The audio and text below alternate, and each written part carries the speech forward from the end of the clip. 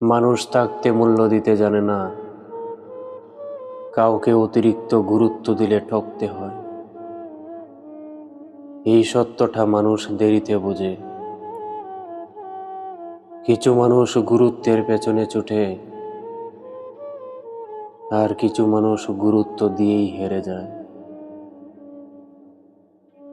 মানুষ থাকতে মূল্য দিতে জানে না, উপস্থিতিকে ধরে নেয় স্বাভাবিক বলে।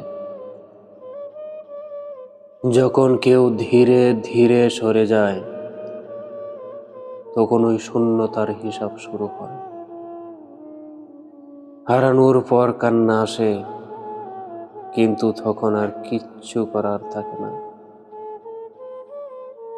কারণ সুখ কখনো দেরিতে বোঝা যায় না, সুখ বোঝার জন্য সময় থাকতে হয়।